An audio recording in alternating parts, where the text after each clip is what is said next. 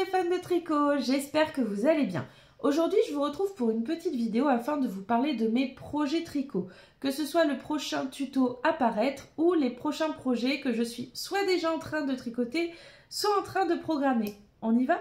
Pour le prochain tuto à paraître, ce sera le tuto du crop top que vous avez déjà dû voir passer parce que je vous ai annoncé sa sortie. J'espère vous le sortir cette semaine à venir ou au plus tard la semaine d'après. Il faut vraiment d'abord que je fasse bien le montage.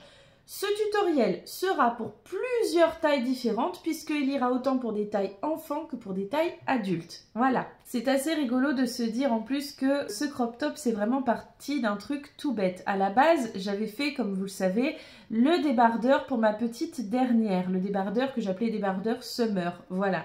Et en fait, quand j'ai fait ce débardeur pour ma petite dernière, j'avais peur de ne pas avoir assez de fil et du coup je me disais bon c'est pas grave, si t'as pas assez de fil, si tu vois vraiment que ça va coincer, bah ça fera un crop top et ce sera pas grave. Mais au final j'ai eu assez de fil, hein. Je ne sais pas pourquoi, moi je me suis imaginé que j'en aurais pas assez.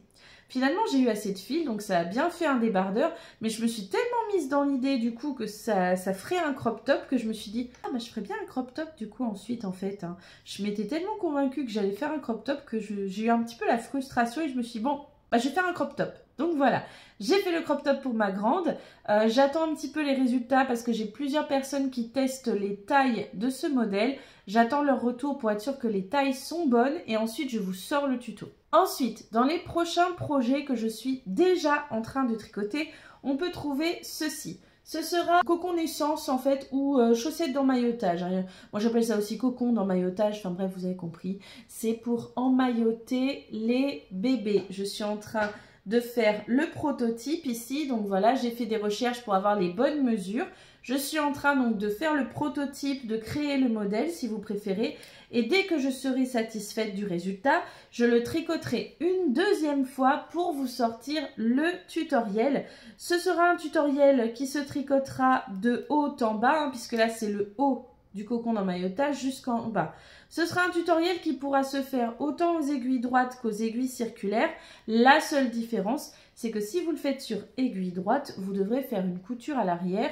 Si vous le faites sur aiguille circulaire comme moi, vous pourrez vous passer d'une couture en tricotant en cercle fermé.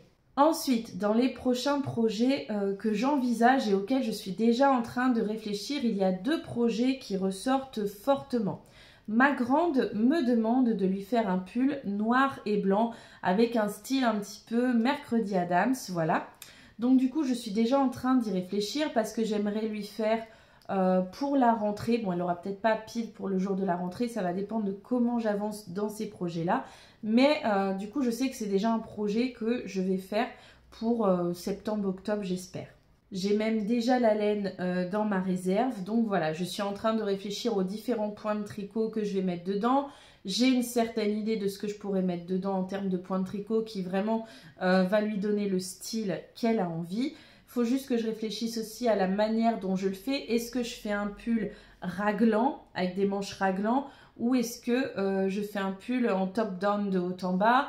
Est-ce que je ne testerai pas de le faire de bas en haut? Mais moi, je suis vraiment attachée au fait de faire de haut en bas. J'aime beaucoup tricoter les pulls depuis le col vers le bas en circulaire sans couture.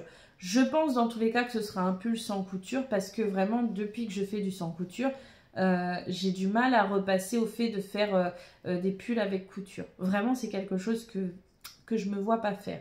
Donc dans tous les cas ce sera un pull sans couture, je pense. Ouais, je pense bien. Après ça, j'avais envie de, pourquoi pas, essayer de mettre au point un projet spécial Octobre Rose. Comme vous le savez, tous les ans, au mois d'octobre, voilà, on parle de l'Octobre Rose afin de soutenir la lutte contre le cancer du sein. Et du coup, j'avais envie d'essayer de faire un tutoriel un petit peu spécial, vraiment dédié à ce mois d'Octobre Rose. Je suis en train de réfléchir à quel type de modèle je pourrais faire pour cette période et une partie des revenus que je toucherai grâce à ce tutoriel, du coup je le reverserai certainement à l'association de lutte contre le cancer du sein. Je me dis que ça pourrait être pas mal. Dites-moi ce que vous en pensez et si vous avez des idées, n'hésitez pas à m'en faire part. Bon, je dois vous avouer une chose, c'est que j'envisage déjà en fait de partir sur un châle parce que je me dis on est déjà mi-juillet, Je vais sûrement pas le commencer avant le mois d'août. Les châles, j'aime beaucoup les faire et j'arrive à les faire assez rapidement. En plus, j'ai déjà de la laine rose qui me plaît beaucoup dans ma réserve. Donc, c'est vrai que j'envisage de partir sur un modèle de châle spécial octobre rose. Mais n'hésitez pas à me dire ce que vous en pensez surtout. Et vous, est-ce que vous avez déjà fait des tutos ou suivi des tutos spécial octobre rose? Il y en a sûrement eu d'autres, hein, j'en doute pas. Hein. Je me doute qu'il y a eu d'autres créatrices qui ont créé des modèles spéciaux pour cette période-là. Donc n'hésitez pas à m'en faire part en commentaire parce que moi, ça m'intéresserait de les découvrir du coup. Mais voilà, c'est les projets que j'envisage. À côté de ça, j'ai également déjà réfléchi à ce qu'on pourra à nouveau tricoter ensemble en live. En effet, vous avez remarqué que ça fait maintenant 2 ans, je crois. On a déjà fait plusieurs modèles ensemble qu'on tricotait en live. On avait fait le maxi châle créatif, le châle aérien et le châle malo. Vous vous en souvenez? En fait, le principe des lives quand on tricote ensemble, c'est qu'on part sur un modèle, bon, souvent de châle, et je dois vous avouer que j'envisage encore une fois un modèle de châle, mais vous ne saurez pas ce qu'on va faire au fur et à mesure du tricot. Que ce soit pour le maxi châle créatif, on était parti donc sur une base de châle et ensuite au fur et à mesure, on a improvisé les points de tricot qu'on mettait dedans. Des fois, je vous ai même fait voter pour le point de tricot que vous vouliez qu'on fasse dans ce châle. Il y avait des personnes qui avaient voté notamment pour les naupes et du coup, on s'est fait plein de naupes dedans, voilà. Pour le châle aérien, c'est pareil, il y avait eu des votes par rapport au point de tricot qu'on allait mettre dedans. Et pour le châle malo, c'était très différent.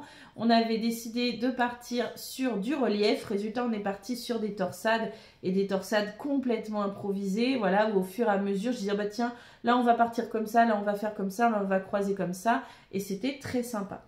Donc là, je suis déjà en train de réfléchir à refaire un châle mystère qui démarrerait, je pense, fin octobre pour le coup. Et du coup, que ce serait quelque chose qu'on tricotera ensemble au fur et à mesure, à nouveau, dans des lives régulièrement.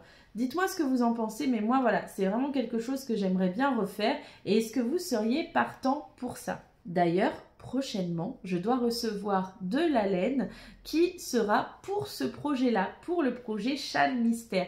J'ai hâte de la recevoir afin de vous la déballer et de pouvoir vous montrer. En tous les cas, j'espère que cette petite vidéo vous aura plu. N'hésitez pas à me partager en commentaire, vous, qu'est-ce que vous faites en ce moment? Est-ce que vous tricotez, vous crochetez? Et dans ce cas, quels sont vos projets? Ou peut-être de la couture? Peut-être faites-vous du jardinage, du bricolage? Bref, allez, n'hésitez pas à me lâcher vos commentaires, à me mettre un petit pouce en l'air et à vous abonner. Des gros bisous et à bientôt!